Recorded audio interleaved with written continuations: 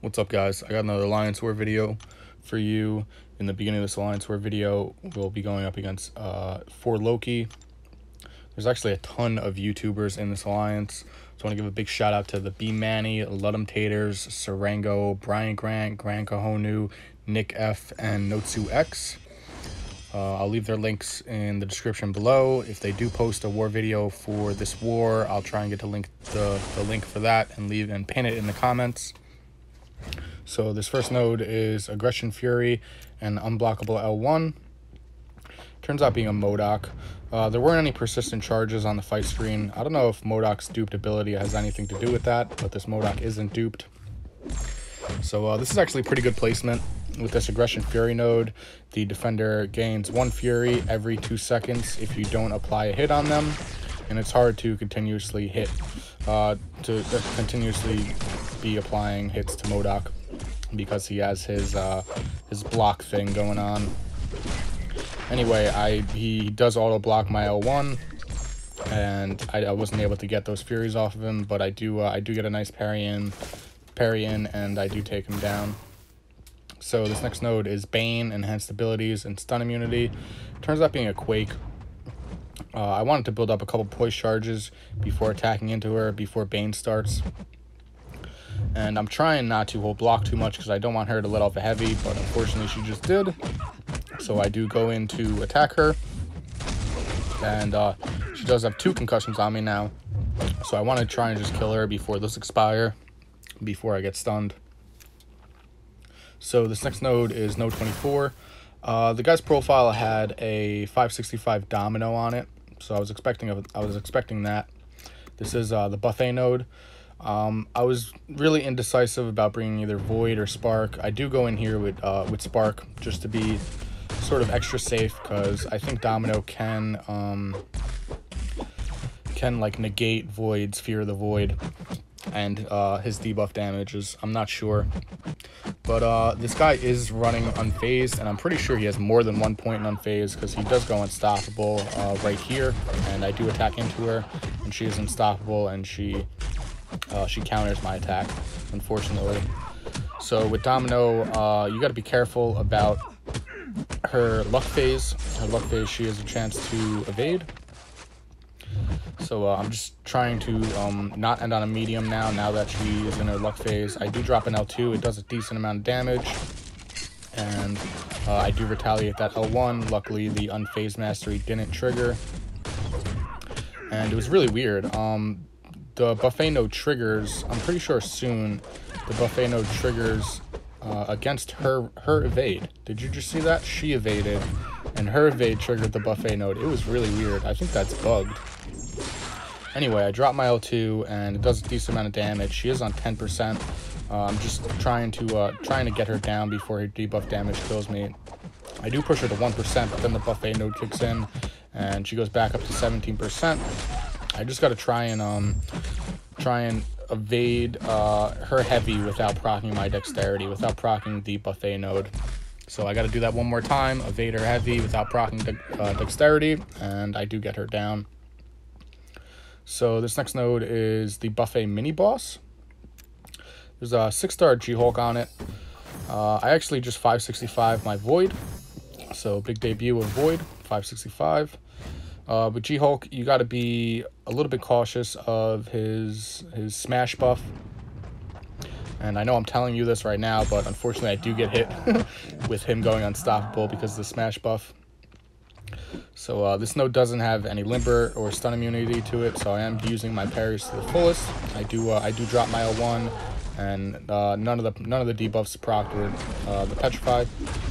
Right there, I just went in out of like muscle memory. I did see the smash buff on, but I just went in literally while I swiped right on my phone to attack in. I noticed the smash buff. I was like, shit, I shouldn't have done that.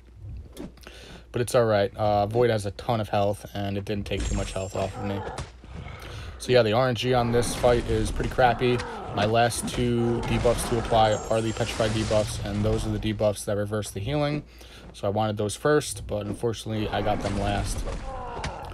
Fear of the Void does proc on, and I'm just waiting for a Petrify debuff. Once Fear of the Void's on and a Petrify, these buffet nodes go down really quick. So I do drop my L1 and Fear of the Void and Petrify, and I get a nice evade off, and it takes off a ton of health off the 6-star G-Hulk. I'm pretty sure the health scales with the amount of health the champion has, and 6 stars have so much goddamn health. So I just got to trigger my evade one more time, trigger the buffet node while Fear of the Void and the Petrify is on him, and he just go down. So this next node is node 38.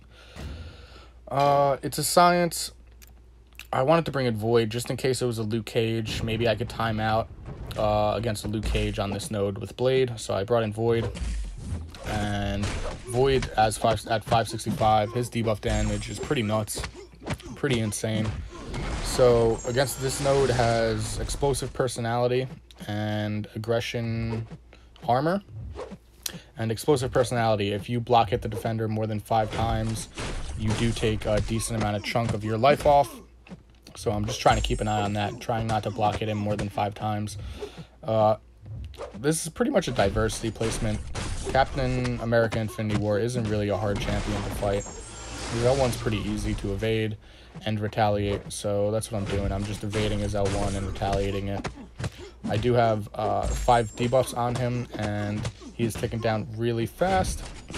I evade that 1 heavy, and I don't even get Fear of the Void on him. He does go down. So this next node is the recovery node. Node 42, I think it is. And the guy's profile had a magic. That's why I brought Blade to this war, because I was expecting a magic here, and it does turn out to be a magic. So in the beginning of this fight, I do want to get a couple parries up, build my special bar, my special meter with the bleeds. I do also want to just bait her L1s, try and keep her power manageable. I do get to an L2 of myself, bait that 1 L1, drop my L2, and it takes off a decent amount of damage, and then I immediately drop my L1 afterwards, and that magic does go down really quick. I think in like 25 seconds she went down. So this next node is the right to center mini boss. This node has recovery and strike back on it.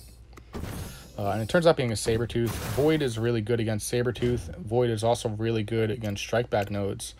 The Petrify debuff actually reverses the strikeback node. So when I'm fighting Sabretooth and he has a special 1, I try not to end my combos on a 5-hit combo or a medium, just because I like that extra space in between us while he's throwing that L1, just because it lunges at you. I don't want to get clipped by Sabretooth's L1 because it does apply a decent amount of bleed. So my first 2 debuffs on him are the Petrify debuffs, and that's great. So his healing is pretty much fully canceled, and it's actually reversing his healing because I have max Despair. It's reversing his healing without Fear of the Void up.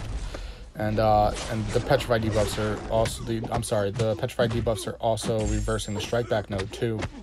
So I don't really got to worry about that anymore. The RNG on this fight was really good. I do get Fear of the Void on him, drop my L1, and then another Petrify debuff. The RNG on my debuffs during this fight was amazing. I was pretty stoked. I got 2 Petrifies and Fear of the Void on him that last time. So that's actually the end of the war. Guys, go check out all the links in the description below. A bunch of YouTubers from For Loki. Screw you, Dreamin'. And yeah, man, we did win this war. So big shout out to For Loki. Congratulations to all the MVPs. I hope you guys liked this Alliance War video. Till the next one. Peace.